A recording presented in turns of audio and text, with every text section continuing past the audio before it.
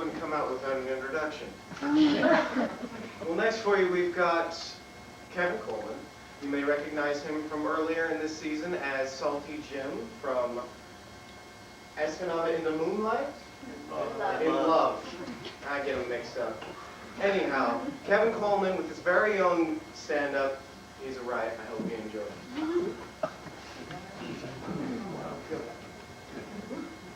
Hey, how's everybody doing this evening? How many married people we got out here? Oh, wow, that sounded really enthusiastic.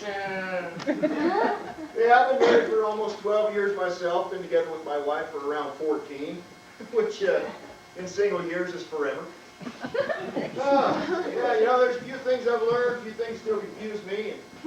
And one of the things I've learned is that when you're single versus when you're married is almost like when you're 16 versus when you're 30. If you're single, you know how to do things. You can do anything, you know everything. I no longer am able to stop and ask directions. I'm now married, I'm the provider. I'll get us where we need to go, honey.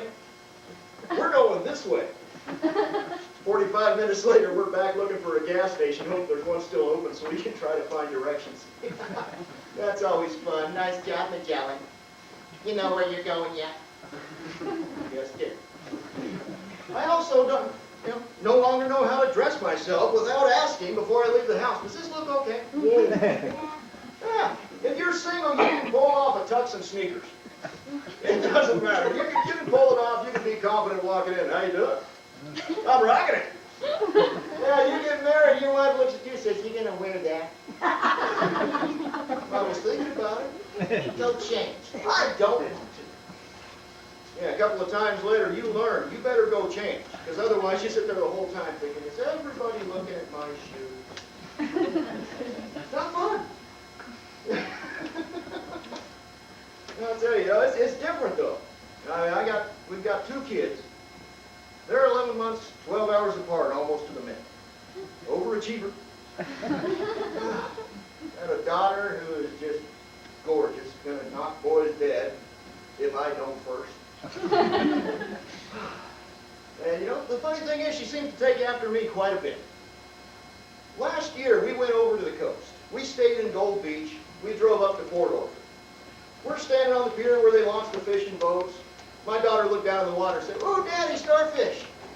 Throw the crab trap down there and see if we can catch one." My wife said, "Starfish don't like chicken." What the heck, we threw it down there anyways. 15 minutes later, we pulled it up. We had a Dawson Sunstar in this crab trap. They usually have 6 to 14 legs. This one had 18 legs, it was about this big around. It's a member of the starfish family. My daughter looked at my wife and said, "Starfish don't like chicken, huh, Mom?" Oh, just made me proud. It's been a little while ago, I screwed up in front of my daughter. She said, "All you want to do when you get home is watch TV, Daddy." I said, "I think all day. I get home, I want to unplug my thinking box and plug into the idiot box." She said, "Thinking box, Dad? Really? Thinking box? Can you not think of brain, Dad? You have to say thinking box." Wasn't quite as funny when it was me on the other end for some reason. Yeah, I don't know. I guess people's sense of the humor are just kind of subjective as to what they want to think is funny. Like my wife, she seems to have some kind of a problem with deer. I have no idea what the problem is. I don't know if she was frightened by deer at a petting zoo when she was a kid or what. But we bought a 2000 Dodge Durango a few years ago. She hit a deer in front of Home Depot on Thanksgiving Day. I've never seen a deer in front of Home Depot. Not before she hit that deer and not since she hit that deer. And when I say in front of Home Depot, I don't mean in the parking lot like the deer was heading in to go buy lumber to make a tree house. No, it's actually on 6th Street. But she called me up, "Honey, I hit a deer." "Are you and the kids okay?" "We're fine." "How's the car?" "Oh, I'm still driving." "Well, that's good. Did you kill the deer?" "I think so. It went out the fuse that's flopping around." "You didn't go finish it off?" "I didn't have anything to do it with." Knew that was a lie. Anybody who's been married for a while knows that a woman can nag something to death if she wants to. When do you think we get up off the couch to do something you've been about 6 hours late. The only cure for that was John Madden when he was still narrating, announcing football. Amen. You know, that guy, there you go. Hey, what he's going to do is he's going to come over here and he's going to go this way. Oh, give that guy a turkey leg. That was the only cure. Now we got to get up and go do something. We start feeling weak, we know it's coming. All right, I'm going to take the trash out. Fine. Well, yeah, we got the car fixed. Drove it around for a little while longer. Traded it in on a 2006 Dodge Caravan. 15 miles on it when we drove it off the lot, brand spanking new.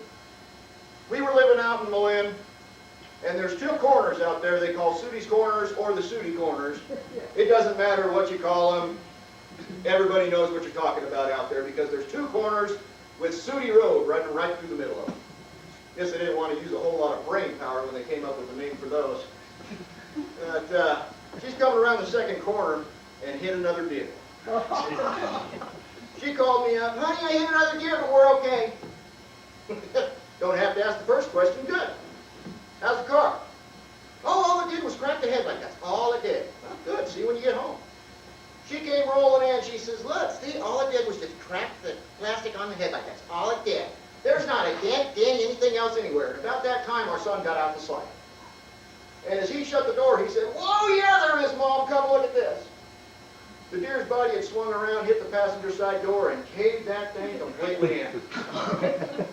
I started laughing, because what can you do at that point? I said, did you at least get one with horns this time, so I have something in the mouth? She didn't find it nearly as funny as I did.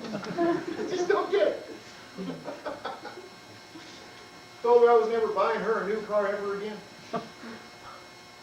Almost ate those words a little while ago, though. Yeah, we were driving down the road one day. She said, deer. I said, what? She said, no, deer, out there. I said, how come you can see him from that seat, but you can't see him from this one? Oh, geez, come on, settle down. Yeah, then we went to Howard's Prairie Lake. We're coming back along Clover Creek Road, about an hour and a half after sundown. Anybody who's been on Clover Creek Road about an hour and a half after sundown knows how dark it gets. But if anybody hasn't been there, let me put it to you this way. You've got the spectrum of light, with white here, all through the colors of the rainbow to black. If you go one step beyond black, you get Clover Creek Road, an hour and a half after sundown. So I had the high beams on, we're going along, I saw the headlights of a car at the top of the hill. So I dimmed the headlights, car turned off, I turned the light brights back on. There's 3 deer. 3. One here, one here, one here. Oh, goody. I'm going to tie it up right here, which is going to put me ahead because I did it all at once. I hit the brakes, and my first thought was, not how much is this going to cost, but I'm never going to hear the end of this one. I managed to slow the van down enough to get the wheels turned, get in between a couple of deer, and floor it. I missed both of them. About 5 seconds later, after our vital functions restarted, my wife said, you are so lucky. I said, yeah, I know. If you'd have been driving, we'd have hit both of them.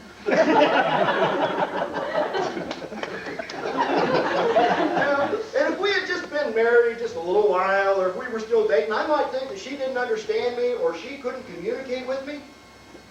After being married this long, I know that my wife not only understands me, but she can communicate extremely effectively with me. Because only someone who understands me and communicates effectively with me could talk me into going somewhere that I don't want to go, or doing something that I don't want to do and convince me it was somehow my idea. You ever try to pick a restaurant with your wife? Oh, isn't that fun? She says, oh, I don't want to cook tonight. Let's go out. Okay, what do you want to get? Oh, whatever you pick. What was that one? How about McDonald's? Oh, I'm not in the mood for McDonald's hamburgers. How about Burger King? Maybe Jack in the Box. I'm not in the mood for hamburgers at all. Okay. How about Taco Time? Too gassy. Taco Bell? Did you hear me?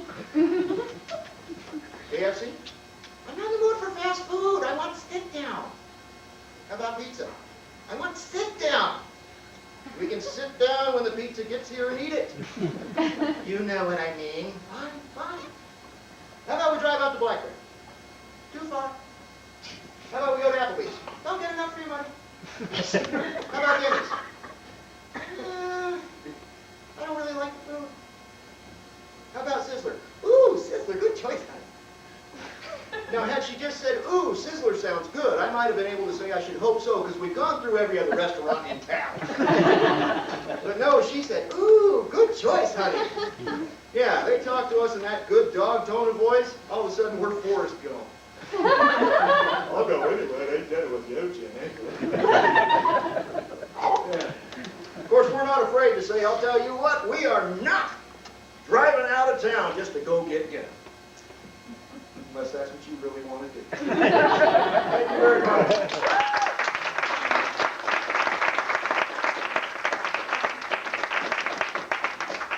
All right, thank you, Kevin. He's pretty good. I like